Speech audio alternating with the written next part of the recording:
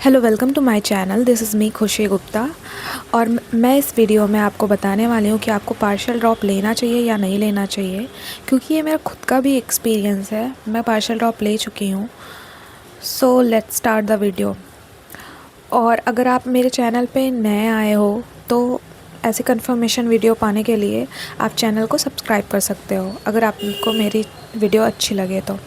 और कमेंट में ये बताना कि आपका ये कौन सा ड्रॉप है और आपके कितने स्कोर बन रहे हैं नीट में। So let's start the video. आपको लगता है कि पार्शियल ड्रॉप लेना सही होगा, किसी के बहुत ज़्यादा ड्रॉप हो जाते हैं तो वो पार्शियल ड्रॉप लेने का सोचता है, लेकिन मैं ऐसा रिकमेंडेड नहीं करूँगी। मैं आपको कुछ बातें बताती हूँ, फिर आप खुद डिसाइड करना कि आपको पार्शियल ड्रॉप लेना है या नहीं लेना है। लोगों को लगता है कि बीटेक, बीएससी नर्सिंग, बीएमएस और बीएचएमएस लेके मैं अगर पार्शियल ड्रॉप लूँ तो मेरा नीट में सिलेक्शन हो जाएगा। लोग पूरे पूरे साल लगा देते हैं पर उनका सिलेक्शन नहीं होता है। एक टफेस्ट एग्ज़ाम माना जाता है और पार्शियल ड्रॉप लेने के बाद 1% बच्चे तो सेलेक्टेड हो जाते हैं, मैंने ऐसा देखा भी है। लेकिन 99% बच्चे ना तो नीट में सेलेक्ट हो पाते हैं ना तो उसमें।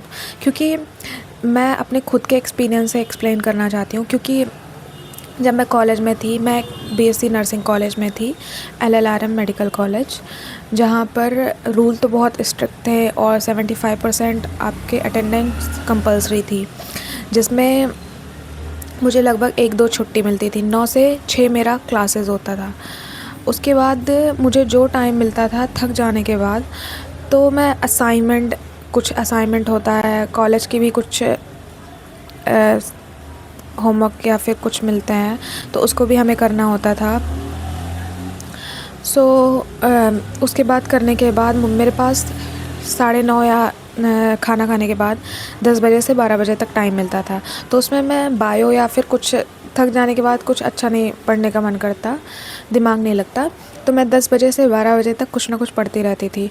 लेकिन असाइनमेंट कॉलेज के बढ़ते गए, काम होमवर्क बढ़ता गया, ये बढ़ता गया, तो मैं कुछ पढ़ नहीं पाती थी नीट का। तो मैंने सोचा 6 महीने मैं नहीं पढ़ती हूँ, लास्ट के 3 से 4 महीने मैं स्टडी करके नीट में निकाल लूँगी मैं, सिर्फ 3 महीने पढ़ के। सो मैंने उस 6 महीने पर नहीं पढ़ा और वो मेरी लाइफ की सबसे बड़ी गलती थी, क्योंकि 6 महीने नहीं पढ़ पाने के बाद मतलब मुझे बहुत सारी चीज़ें एकदम भूल चुकी थी। मेरा वो जो फ़्लो और कंटिन्यूटी था वो सारा टूट चुका था। क्योंकि आप, ऐसा बहुत सारे बच्चों के साथ होता है कि कॉलेज से आने के बाद, वहाँ के वर्क करने के बाद नहीं कर पाते हैं। और जब आप, अच्छा आप करते भी हो तो देखो, जब आप नीट का पढ़ते भी हो कॉलेज के साथ साथ, उसी के बीच में आपका जब कंटिन्यूटी बन जाएगा और कंसिस्टेंसी बन जाएगी, तो उसे में आपके कभी मिड सेम के एग्ज़ाम आ जाएंगे, कभी एक्सटर्नल आ जाएगा, कभी इंटरनल आ जाएगा, तो ऐसे कुछ ना कुछ आते रहते हैं, तो जिससे आपका फ़्लो टूट जाता है। और नीट के एग्ज़ाम में कंसिस्टेंसी और कंटिन्यूटी का होना बहुत ज़रूरी होता है। अगर आपके सिर्फ 1 से 2 ड्रॉप हैं और आप नीट में अच्छा परफॉर्म कर रहे हो, आपके नंबर अच्छे आ रहे हैं, तो आप बिना कुछ सोचे समझे फुल ड्रॉप लो, पार्शियल ड्रॉप का सोचना भी मत।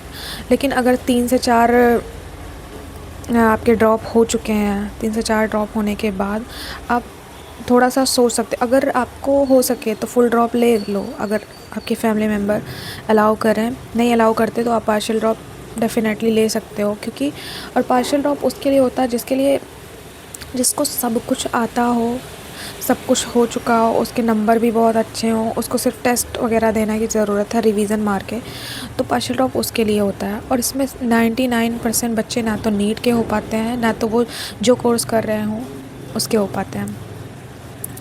सो अगर इस वीडियो से आपको समझ आ रहा है कि आप क्या लो, पार्शियल ड्रॉप लो या नहीं लो, कमेंट करो कि आप क्या ले रहे हो और आप कौन सा ड्रॉप है, आपके नीट स्कोर में क्या मार्क्स बन रहे हैं, आप ये भी कमेंट सेक्शन में बताओ।